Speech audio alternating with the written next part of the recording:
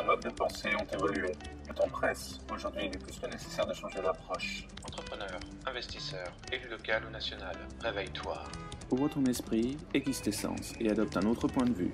Bienvenue dans Vision d'Aigle.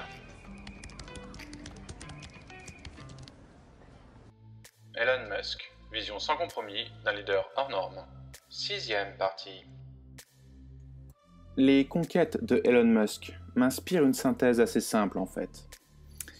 Il faut aller à l'essentiel. Soit on fait une chose, soit on ne la fait pas. On ne fait pas de l'entre-deux. Ça ne marche pas comme ça. Pendant très longtemps dans ma vie, j'ai voulu satisfaire mon prochain. Mon propre mentor dans les affaires me disait qu'il faut rendre service aux gens. Oui, mais si vous leur donnez la main, ils vous arrachent le bras. Donc non, rendre service, c'est en fait construire et apprendre à gérer la compétition. Car il est là le problème fondamental. C'est là que se trouve la différence fondamentale entre un entrepreneur classique qui fait ce qu'il fait pour prendre sa liberté, ou se la jouer je suis maître de mon temps, ou pour répondre au fait qu'il en a marre de recevoir des ordres, et l'entrepreneur à mission. Moi je préfère me définir comme un entrepreneur à mission. Elon Musk m'inspire pour cette raison. Si vous avez une mission, alors vous allez au bout de cette mission. Vous vivez cette mission. Elle est dans votre cœur, elle est dans vos tripes, et vous y allez. Le temps est véritablement le seul trésor. C'est la seule vraie monnaie. Si elle est bien utilisée, elle est vecteur d'un grand pouvoir. Il ne faut donc pas la gaspiller. Penser le long terme, c'est penser avec une checklist. Une checklist de choses à faire pour atteindre son objectif dans le long terme. Les choses à faire, c'est du temps. Si on gère bien son temps, on peut aller beaucoup plus vite. Et si vous résolvez de cette manière un certain nombre de choses simples, voilà, vous concevez chaque problème, vous analysez le signal, vous faites le tri avec le bruit, et vous considérez qu'il y a en fait des problèmes très simples à régler. Vous allez apporter des solutions très simples. Votre temps va être correctement employé à cette fin unique qui est de résoudre des problèmes assez simples.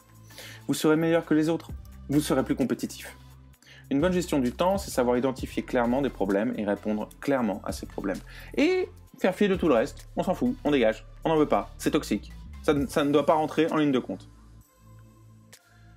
Donc la première règle, c'est qu'il faut maîtriser son temps. Le temps que l'on donne et la manière dont on l'utilise pour gagner.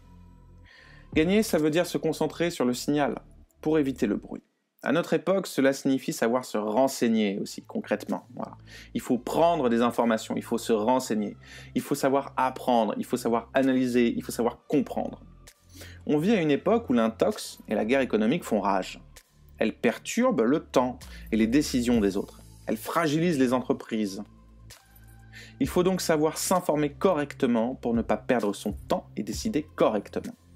Comme le disait Elon Musk, l'école et les hautes études, ça ne sert à rien, sinon à enrichir quelques personnes qui ne savent pas faire et donc enseignent. C'est ce que dit l'adage.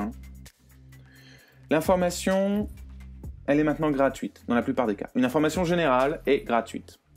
L'intelligence collective est là pour agir et faire. Elle va produire aussi des solutions. Il faut avoir confiance en son prochain. Il ne faut pas être dans la défiance, il faut comprendre l'autre et savoir avancer avec. Et il faut se comprendre soi-même. Ce qui est bon ensuite, c'est de récupérer les bonnes informations. Ce sont des informations qui sont exclusives. Donc pour ça, il faut savoir naviguer dans les informations. Il faut savoir jouer avec les nouvelles règles du jeu, de ces tensions économiques, de cette bataille qui existe aujourd'hui sur toute la planète et qui parasite et impacte les affaires.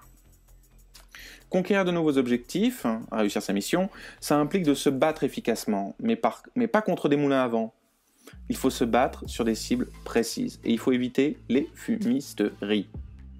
Les concurrents, eux, ok, ils vont sans doute aller dans la fumisterie. Ils vont se laisser entraîner, ils vont se laisser embarquer dans tout ça, très bien. Mais vous ne devez pas le faire. Toi, tu ne dois pas le faire. Quand tu entreprends et que tu veux faire quelque chose, tu ne dois pas le faire.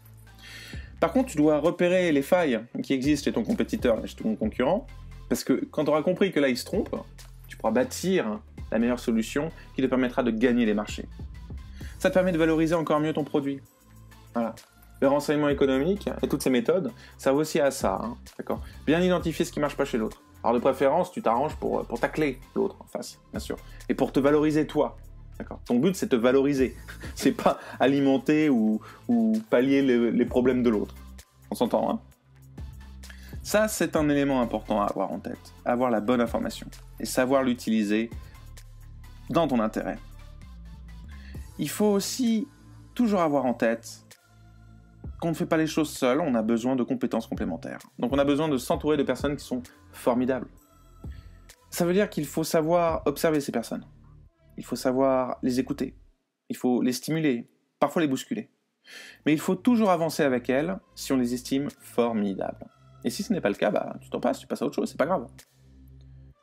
Enfin, le dernier point qui est fondamental, c'est ne jamais perdre de vue ce qui te motive réellement. Il ne faut pas se laisser déposséder de sa mission, d'accord ? Il faut que ton cœur, il vibre encore, toujours, pour ce que tu fais. On se bat pour ce que l'on aime. Cela veut bien dire que l'on est prêt à se remonter les manches et à prendre les armes à cette fin. Et l'amour est un puissant vecteur de réussite. Nous ne sommes pas là pour fonctionner. Si on doit avancer et bâtir quelque chose, surtout dans le contexte qui est le nôtre aujourd'hui, il faut qu'on soit porté par une force importante, déterminante, et il n'y en a qu'une seule qui existe dans le genre humain, c'est l'amour. Nous sommes là pour faire quelque chose de notre vie. Tout ce que je vois dans Elon Musk, c'est cette exhortation à faire ce qui est nécessaire, mais ce qui est justifié dans sa nécessité. Ce qui est nécessaire, c'est de savoir se relever, d'accepter que l'échec fait partie de l'expérience et d'en tirer cette expérience. Mais c'est aussi clairement une invitation à bousculer les lignes, le faire franchement et faire ce qui doit être fait. C'est d'ailleurs un des éléments qui guide mes propres démarches lorsque je fais du growth hacking, de l'influence ou du renseignement économique. Je cherche toujours le plus petit dénominateur commun, le bouton qui va provoquer le déclic. Il faut que les choses soient faites de manière simple, toujours en phase avec un certain nombre de valeurs, et que l'on aille au bout des choses grâce à un processus simple d'exploitation. La vie, c'est un gigantesque Rubik's Cube, un gigantesque casse-tête.